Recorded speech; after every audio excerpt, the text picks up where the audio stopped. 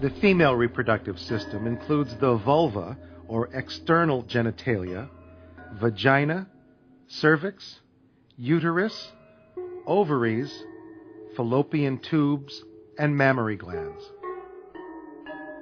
The external genital organs of the female collectively are called the vulva. They consist of the labia majora and labia minora, clitoris, opening of the urethra, and the opening of the vagina. The main functions involving the vulva are urination, sexual behavior, menstruation, and childbirth. The vagina is a muscular tube leading from outside of the body in towards the uterus. This is where semen from the male is deposited into the woman's body during sexual intercourse. The cervix joins with the vagina. Approximately half of the cervix is visible. The other half extends above the vagina beyond view. The uterus, also called the womb, is the major female reproductive organ.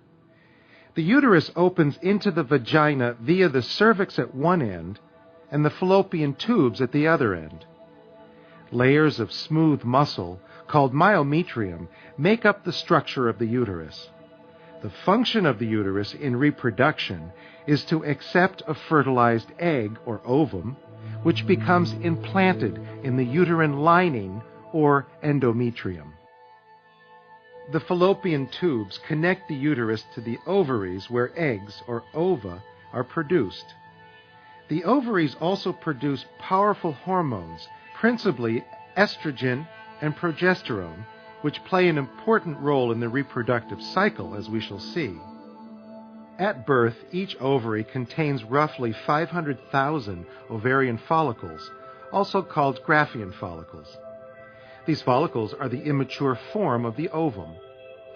Beginning at puberty, the ovaries normally allow one ova to mature every 28 to 30 days. This process is called the menstrual cycle. In the first half of the menstrual cycle, levels of estrogen rise and make the lining of the uterus, the endometrium, grow and thicken. At about day 14, one follicle breaks open to release its egg cell in a process known as ovulation. Smooth muscle lining the fallopian tube transports the egg by peristaltic contractions to the uterus, and progesterone levels rise and help prepare the uterine lining for pregnancy. This trip can take hours or days.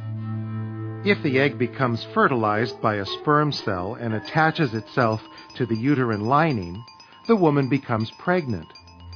If the egg is not fertilized, it either dissolves or is absorbed into the body. If pregnancy does not occur, estrogen and progesterone levels drop, and the thickened lining of the uterus is shed during the menstrual period.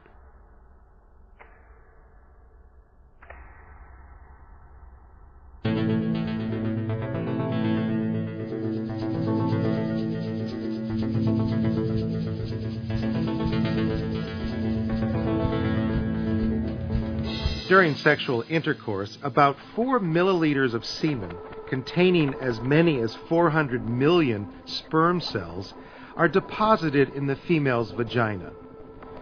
Most of these sperm will die within 48 hours.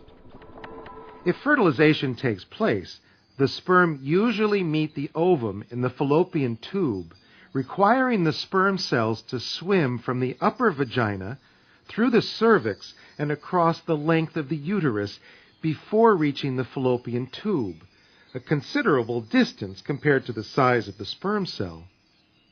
Once the ovum fuses with a single sperm cell, its cell membrane changes, preventing fusion with other sperm.